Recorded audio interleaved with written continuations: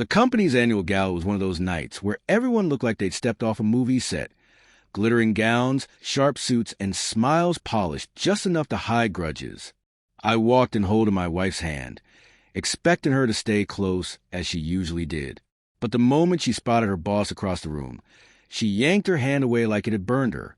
Her face lit up in a way I hadn't seen in years, and she floated toward him, her laugh exaggerated, drawing a few coworkers curious, almost apologetic glances my way. I followed, keeping my composure, noticing how she angled herself.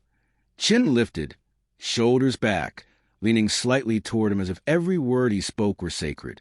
He slid his arm behind her in a space-claiming gesture, close enough to assert something, yet not touching.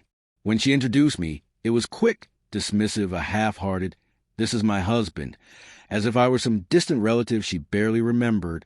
Then she said it. "Daniel is honestly the most impressive man I know. Look at him. He's practically running this entire place on his own." Her voice carried, loud enough for people at the bar to turn. When her boss grinned, I noticed a flicker in his eyes, a confidence he shouldn't have displayed around another man's wife. For a moment, I let her talk. She lavished him with praise, exaggerating every trait. His leadership, charisma, how a real man like him gets things done. Each word stabbed deeper than the last. But what hurt most was the way she kept glancing at me after every compliment, testing the limits. The co-workers around us shifted uncomfortably, pretending to sip drinks to escape the tension. Even Daniel seemed unsure how to handle her over-the-top admiration. But she didn't stop. She compared, hinted, laughed too loudly at jokes that weren't funny. It was performance, and the whole room had front-row seats. When Daniel's hand lingered just a second too long on her lower back, the air tightened. A few colleagues exchanged knowing looks, the kind given when a storm is about to hit. My wife didn't move away. She leaned in. Then Daniel made the mistake of saying, "She's my most dedicated employee, always available whenever I need her." The emphasis on available made even his assistant look at him sharply. My wife giggled, touching his chest in a playful, intimate way I'd never seen publicly. I stepped closer, slow and steady, my voice calm though a storm raged inside. I laid a hand lightly on her waist, not grabbing, not controlling, just a subtle reminder I existed. The way she stiffened said everything. She wasn't embarrassed. She was afraid. She knew what was coming. Daniel noticed instantly.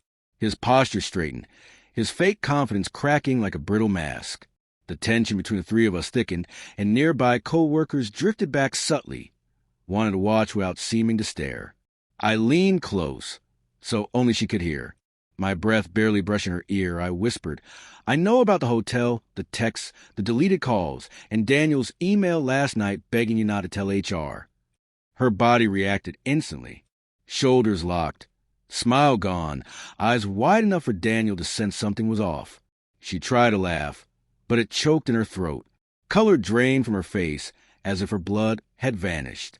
I turned to Daniel slowly, deliberately. Calm kills louder than anger. "You should have chosen someone smarter," I murmured. "HR already has the screenshots. The board gets them Monday morning." His expression shattered. Gone was the cocky executive who thought flirting with a married woman came without consequences.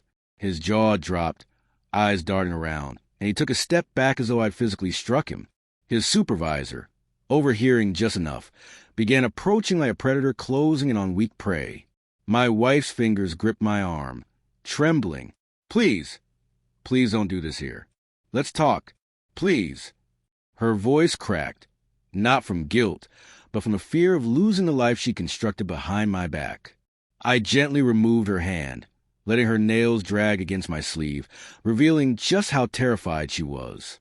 "You wanted attention," I said softly. "You got it." Around us, co-workers stared silently, pretending to look elsewhere while absorbing every detail. Gossip would explode by morning. Reputations would burn by noon. Daniel stammered something about miscommunication and professional boundaries, but his supervisor cut him off instantly. "Daniel, we're talking now." His tone wasn't suggestion. It was a career funeral announcement. Daniel glanced at my wife, then me, then the exit, calculating the path with least damage. Too late. His world was already collapsing. My wife reached for me again, voice trembling. Please don't leave. We can fix this. I stepped back, giving her the coldest, calmest look of the night. Fix what? I asked softly. Your job? His? Or the marriage you burned long before tonight? Her lip quivered. She realized there was no escape. Not this time. Not with witnesses. Not with proof. Then I delivered the final blow. Quiet, deliberate, devastating. Enjoy the rest of the party. You and Daniel deserve each other. I turned and walked away. Whispers grew behind me. Daniel, pale and defeated, was already being escorted out by his supervisor. My wife stood alone, surrounded by stares, judgment, and the ruins of the lies she had built. She reached out once more, but I didn't turn. They wanted attention. I gave them consequences. That night, I didn't just walk away. I left them with a truth they could never escape.